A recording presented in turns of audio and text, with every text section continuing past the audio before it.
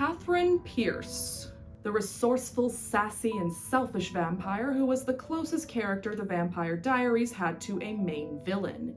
She took advantage of both Stefan and Damon, dating both of them in 1864 before they turned into vampires. Then when she returns in the present day, she, of course, wreaks havoc on the main characters, doing countless unforgivable things either for her bottom line or simply because she was bored. Katherine was written for us to hate her, yet throughout the series, I could not help but love her every time she was on screen. In fact, I'd go as far as to say that she is a much better character than Elena. In this video, we're going to talk about why. Katherine's backstory. Katherine Pierce, born in 1473 with the name Katerina Petrova, serves as a foil to Elena throughout the Vampire Diaries. Being doppelgangers, they look the same, but personality-wise, they could not be more different. Elena is loyal, or at least the show tries to portray her as such. She's also generally kind and dependent on her friends and community. In contrast, Katherine prioritizes survival over everything else. As the victim of Klaus's first attempt at a sacrifice ritual, that's a whole plotline we don't have time to get into right now, Katherine has always been looking over her shoulder. She didn't have time to worry about other people. In fact, in order to survive, she had to betray almost anyone who would have been her ally.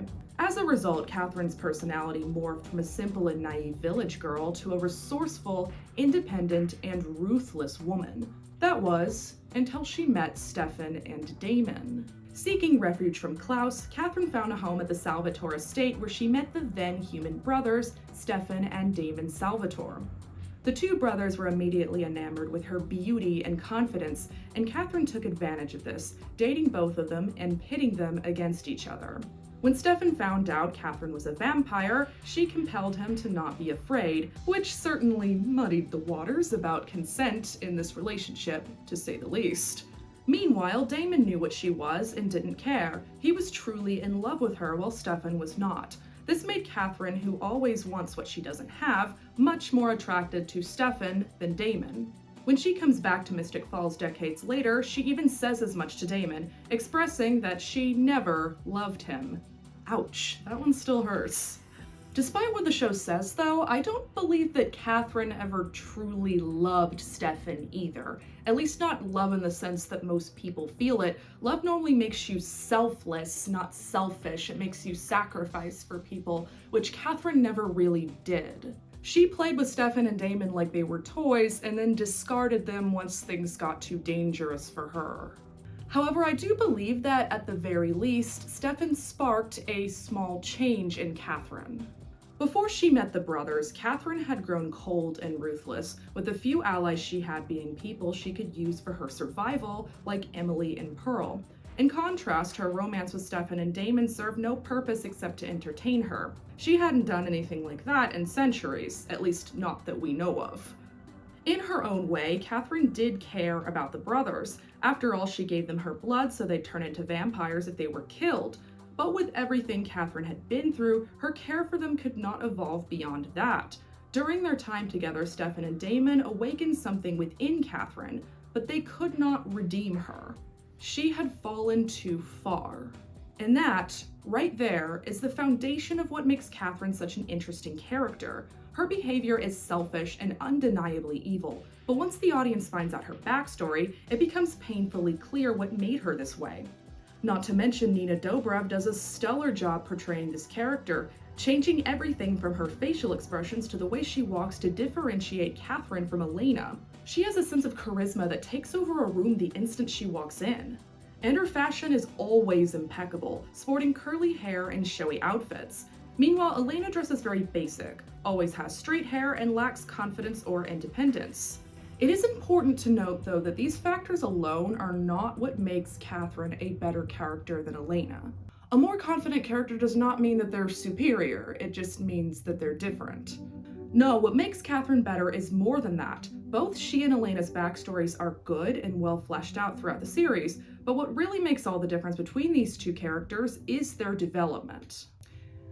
Katherine versus Elena's development.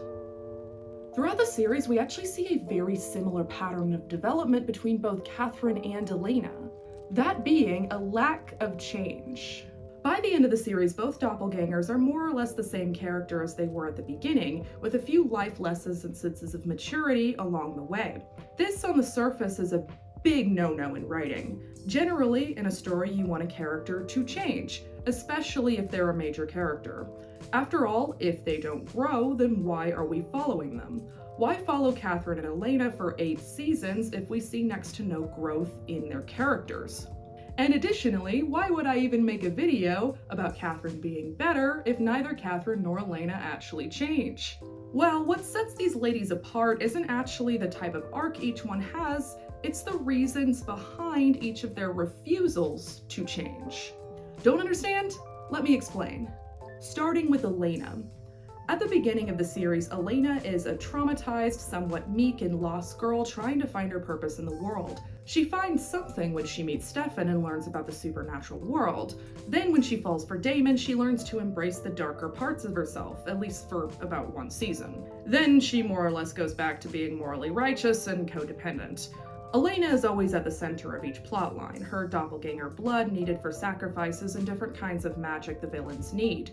And as each arc of the show goes by, that same thing happens to Elena over and over. Something bad happens, she gets traumatized, she gets captured by the villains or becomes a victim of her own stupidity, and her friends have to save her. To make things even worse, the show forces Elena to be with Damon even when he does bad things over and over. This, in my opinion, stun-locked her character, putting her in positions where she'd always end up forgiving Damon no matter what he did. Elena never gained her own identity like she wanted at the beginning of the show. In fact, I'd argue that Elena never really found herself either. Instead, she got stuck in a codependent, toxic cycle with Damon that not only brought her character down, but others around her as well. It truly was painful to watch, as Elena could have been so much more than that. She could have been that light in the darkness the showrunners wanted her to be. Elena could have been the true foil to Katherine, someone who always put her friends first, yet still stayed alive despite that.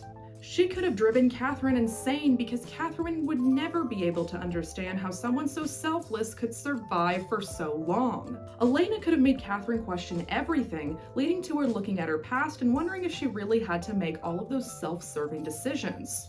But no, because the writers really wanted Elena to be with Damon and didn't want to give Damon a true redemption arc, we got the static, frustrating version of Elena we see in the show. Elena was not supposed to be this way. She wasn't supposed to be a static character. She's the main character, after all. She should have changed more than anyone. However, she wasn't allowed to. Now, Katherine, on the other hand, is completely understandable as a static character. She spent centuries running from Klaus, was punished for trying to survive by having her whole family taken away, and had to betray everyone she was close to in order to survive. After years of running and backstabbing people, the only joy Katherine gets is in messing with others and bringing them down. She repeats the same patterns over and over because that is all she knows. She refuses to change out of fear of losing her life should she do so. Katherine can't even love her own estranged daughter when they are reunited, because at that point she's so far gone she can't express love properly. She even tells Nadia this, but her daughter refuses to give up on her. Katherine is not only an incredible villain to see on screen with her confidence and independence, but her static state throughout the series is also very well written, if I do say so myself. A character like Katherine will not change because she is incapable of it. Even when the threat of Klaus dissipates, she is still in fight or flight mode because that is the only way she knows how to live. And that is profoundly tragic. It's not like the writers didn't play with the idea of change in Katherine, though. They definitely did. The closest thing we see to a notable change, or quote-unquote redemption, for Katherine is when she becomes human. When Elena feeds the cure to Katherine, their roles effectively reverse from earlier seasons. Elena is now the powerful vampire, while Katherine is a vulnerable human. For the first time since before she was turned, Katherine needs to be looked after by someone else in order to survive. First by her daughter Nadia, and then by Stefan. It is in this arc that she is forced to confront the person she used to be, to reflect on all of her past actions and whether they were justified or not. If you've watched the show, though, you know what conclusion Katherine comes to in this arc. In her weakened state, she gains the pity of some of the main characters, including Stefan, and they rekindle the embers of their past romance. However, Stefan makes it clear that he has not fallen back in love with her, he simply felt bad for her.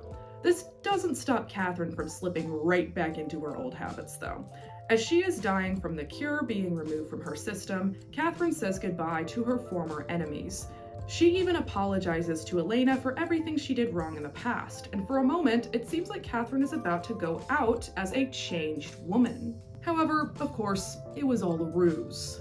She was secretly planning with Nadia to take over Elena's body and start a new life, one where she'd win Stefan back and get everything she ever wanted. Katherine learned nothing from her experience as a human, but in my opinion, this is actually pretty fitting for her character. The next arc is very annoying because it takes forever for the main characters to even realize Elena is not Katherine, and during that time, Katherine does a lot of things that I believe were extremely out of character.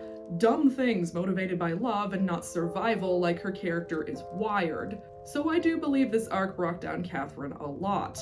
At least she has a defined character, though. Katherine doesn't flip-flop between good and evil like Damon, nor does she become a codependent mess like Elena. She remains mostly herself throughout the show. Then when she comes back in season 8, she goes out with a bang, emerging as the Queen of Hell and the final boss for the characters to defeat. It doesn't make any sense that she's Queen of Hell, honestly, conceptually, it's kind of insane they even came up with that. But hey, it's still fitting that she was the final villain. After all, Katherine was the cause of the entire plot of the Vampire Diaries, and going out in Hellfire is a fitting way to send off such a legendary character. Final thoughts.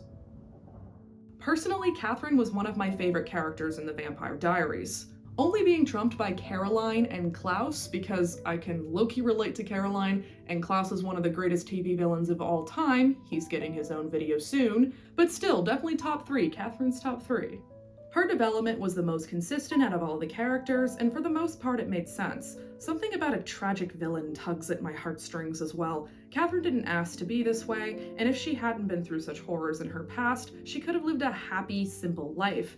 Instead, she became a product of her environment, giving up everything from her relationships to her very soul to survive. Katherine was doomed from the start, and her story for the most part reflected that very well. The only thing I wish is that we saw more of her. In my opinion, she should have been involved in the plot of every season, whether directly or pulling the strings in the background. After all, the villains we got after her were terrible, and likely would have been enhanced by Katherine's beautiful presence. Then again, knowing the writers of the show, if they had Katherine stick around, they likely would have ruined her just like the other characters. So maybe that's not such a good idea. What do you think though? Do you agree with my takes on Katherine? Let me know in the comments, and subscribe for more vampire writing commentary. It seems I'm a vampire channel now because those are the only videos you guys watch. I feel a little offended. I worked hard on my other topics, but okay, I get it. This is what the people want, I'll do it. I am okay with talking about vampires. I do love them. They're one of my favorite mythical creatures. And I've got a vampire book in the works now. More on that later. In the meantime, I hope I've inspired you, and I'll see you in the next video. If you want a good story, check out my debut novel. The link is in the description. If you want to wait on the vampire book though, updates will be posted through my shorts.